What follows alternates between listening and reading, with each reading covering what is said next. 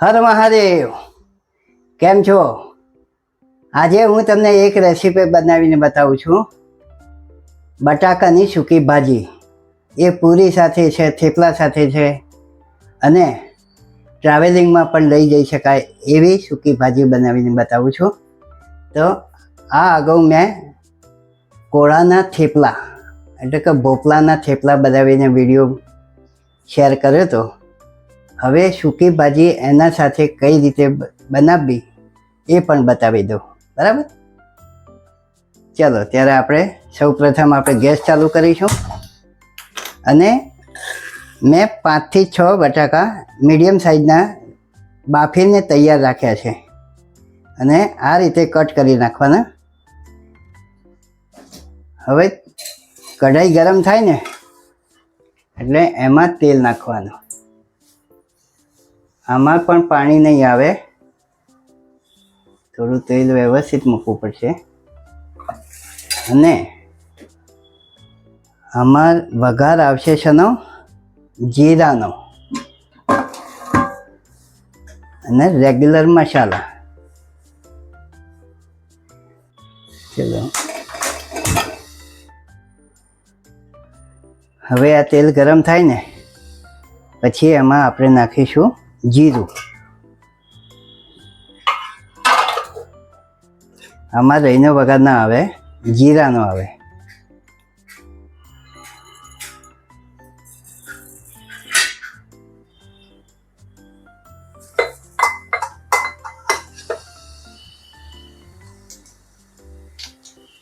પછી એમાં નાખીશું આપણે સિંગદાણાનો ભૂકો.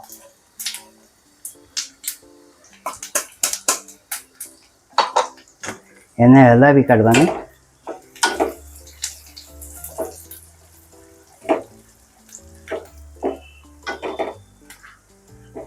અને હવે નાખીએ આપણે કઢી પત્તા.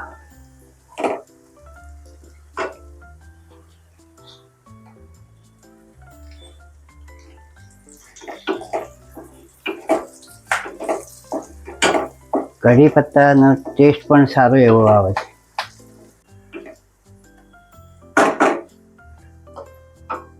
હવે આમાં થોડું હળદર નાખી દઈએ, સ્લાઈટ, અને સ્લાઈટ મરચું નાખી દઈએ.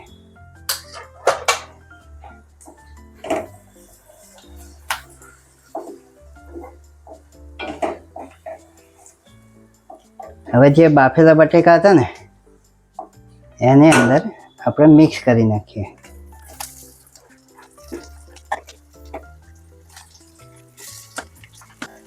આ પણ ટ્રાવેલિંગ રેસીપી છે.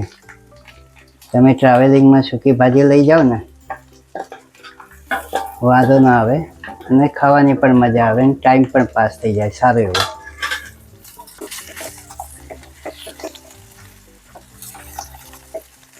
આમાં થોડું સ્લાઇટ તેલ જેવું છે હજુ, કારણ કે આમાં પાણી નહીં આવે.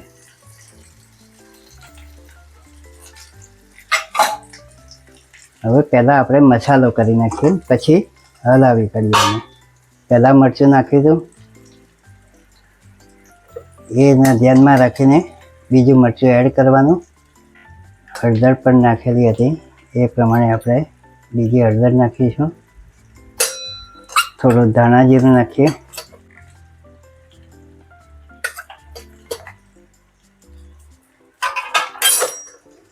હવે મીઠું નાખી દઈએ, સ્વાદ અનુસાર મીઠું એડ કરવાનું. ખારું નહીં થઈ જાય એ ખાસ જોવાનું.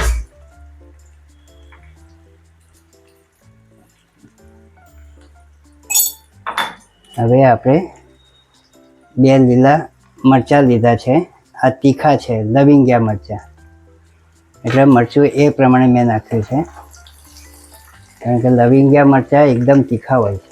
હવે આમાં લીંબુ એડ કરીશું. ખટમધુર શાક બનશે.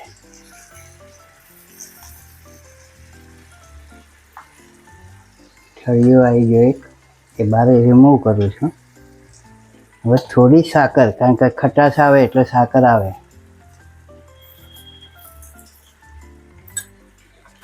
કારણ કે ડાયાબિટીસવાળાને સાકરનો ઝેર બરાબર હોય છે. ડાયાબિટીસ છે, પછી હેલ્થ કોન્શિયસવાળાઓ એ બધા ખાંડ ના ખાય. એ લોકોના ધ્યાનમાં રાખીને આ શાક બનાવ્યું. આ રીતે ઉપર નીચે કરી નાખવાનું શાક.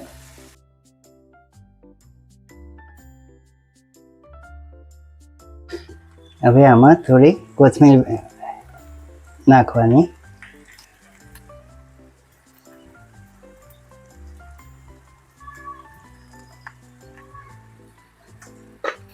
હવે આને ઢાંકી દઈશું આપણે. બસ હવે 2 મિનિટ જેવું થઈ ગયું છે. જુઓ, હવે આની અંદર આપણે તલ નાખવાના છે. તલનો ટેસ્ટ પણ સારો એવો આવે છે.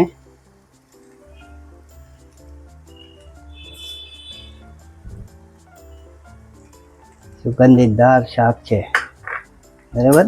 હવે એક વખત આને ઉપર નીચે કરી નાખીએ.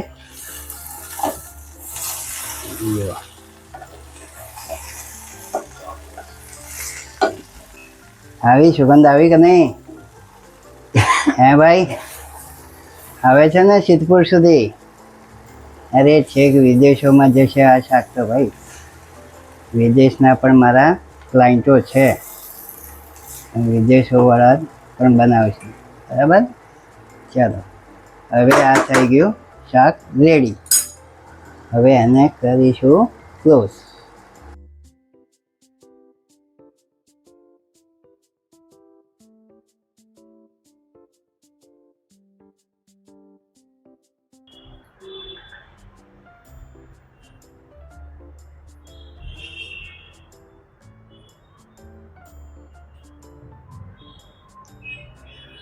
હર મહાદેવ. જો આપણી બટાકાની સૂકી ભાજીની રેસીપી તૈયાર થઈ ગઈ છે, તો તમે પણ અચૂક બનાવજો. આ તમે પૂરી સાથે છે, થેપલા સાથે છે, ટ્રાવેલિંગમાં પણ લઈ જઈ શકો ને, તો તમારા ટ્રાવેલિંગનો ટાઈમ પણ પાસ થઈ જશે અને ખાવાની પણ બહુ મજા આવશે.